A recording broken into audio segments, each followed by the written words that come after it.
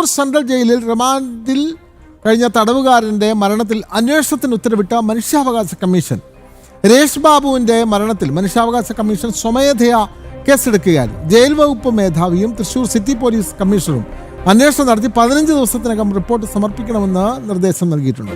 വിവരങ്ങളുമായി സാനു കെ സജീവ് ചേരുകയാണ്. സാനു, ജന്മനാ മാനസിക വെല്ലുവിളി നേരിടുന്ന യുവാവിനെയാണ് സാധാരണ ജയിലിലേക്ക് അയക്കുന്നത്. അവിടെ വെച്ചാണ് അദ്ദേഹം തലചുറ്റി വീഴുന്നത്. പിന്നെ ചികിത്സയിലിരിക്കാൻ മരിക്കുന്നു. പിന്നീട് ഇന്നലെ സാനു കെ സജീവ് ആ വാർത്ത റിപ്പോർട്ട് ചെയ്തതാണ്. അദ്ദേഹത്തിൻ്റെ ശരീരത്തിൻ്റെ പിൻഭാഗത്ത് 2 മുറിവുകൾ കാണപ്പെട്ടു എന്നുള്ള വളരെ പ്രധാനപ്പെട്ട പോസ്റ്റ്മോർട്ടം റിപ്പോർട്ട് അടക്കം പുറത്തു വന്നപ്പോൾ ഈ മരണം ഏറെ വിവാദമായി, ദുരൂഹമായി. ഇപ്പോൾ എന്തായാലും സംസ്ഥാന മനുഷ്യാവകാശ കമ്മീഷൻ ഇക്കാര്യത്തിൽ ഇടപെട്ടിരിക്കുന്നു. കൂടുതൽ വിവരങ്ങൾ സാനു.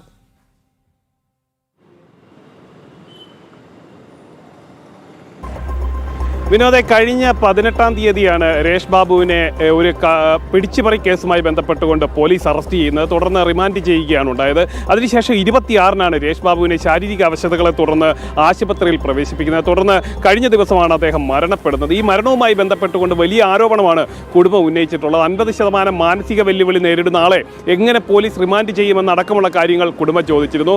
എന്തായാലും ഈ ഒരു സംഭവം വലിയ വിവാദമാവുകയും യുവജന സംഘടനകളടക്കം പ്രതിഷേധവുമായി രംഗത്ത് വരികയൊക്കെ ചെയ്തിരുന്നു. അതിൻ്റെ പശ്ചാത്തലത്തിൽ ഇപ്പോൾ മനുഷ്യാവകാശ കമ്മീഷൻ സ്വമേധയാ കേസെടുത്തിരിക്കുകയാണ്. ഈ വിഷയവുമായി ബന്ധപ്പെട്ടുകൊണ്ട് ജയിൽ വകുപ്പ് മേധാവിയും അതേപോലെ തന്നെ ജില്ലാ പോലീസ് സിറ്റി പോലീസ് കമ്മീഷണർ 15 ദിവസത്തിനകം മറുപടി നൽകണം എന്നുള്ളതാണ് മനുഷ്യാവകാശ കമ്മീഷൻ ആവശ്യപ്പെട്ടിട്ടുള്ളത്. കുടുംബം ആരോപിക്കുന്നത് പോലെ തന്നെ, അതായത് ഈ രേഷ് ബാബുവിൻ്റെ ശരീരത്താകമാനം ഈ രക്തക്കറകൾ അല്ലെങ്കിൽ രക്തം കട്ട പിടിച്ച നിലയിലുണ്ടായിരുന്നു. ഇതെല്ലാം മർദ്ദനത്തിൻ്റെ പാടുകളാണ് എന്നാണ് കുടുംബം ആരോപിച്ചത്. ഒപ്പം തന്നെ മുഖത്ത് അടിയേറ്റതിൻ്റെതായിട്ടുള്ള പാടുകളും ഉണ്ടായിരുന്നു. ഇതെല്ലാം മർദ്ദനമേറ്റതിൻ്റെ തെളിവുകളാണെന്നടക്കം കുടുംബം ആരോപിച്ചിരുന്നു.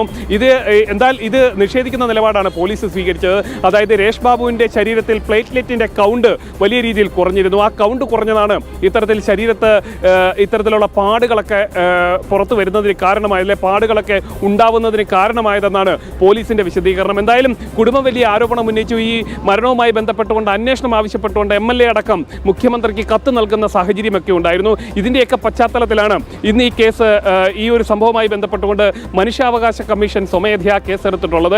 ഒപ്പം തന്നെ കഴിഞ്ഞ ദിവസം പോസ്റ്റ്മോർട്ടം കഴിഞ്ഞിരുന്നു. അതിനുശേഷം അതിൻ്റെ പ്രാഥമിക വിവരങ്ങളൊക്കെ പുറത്തു വന്നിരുന്നു. മരണകാരണം ഈ അടിയേറ്റതിനെ തുടർന്നല്ല, മർദ്ദനമേറ്റതിനെ തുടർന്നല്ല ഇത്തരത്തിലുള്ള മരണമുണ്ടായതെന്നടക്കമുള്ള കാര്യങ്ങളാണ് ഈ പോസ്റ്റ്മോർട്ടം റിപ്പോർട്ടിലുണ്ടായിരുന്നത്. ഒപ്പം തന്നെ ശരീരത്തിൻ്റെ പുറകിൽ, അതായത് രേഷ് ബാബുവിൻ്റെ പുറത്ത് 2 പാടുകളുണ്ടായിരുന്നു. ഈ പാടുകളെക്കുറിച്ചുള്ള അന്വേഷണം വേണമെന്നും കുടുംബം ആവശ്യപ്പെട്ടിട്ടുണ്ട്. അതേപോലെ തന്നെ ശാസ്ത്രീയ പരിശോധനകൾ ആവശ്യമാണെന്നും കുടുംബം ആവശ്യപ്പെട്ടിട്ടുണ്ട്. വിനോദ്.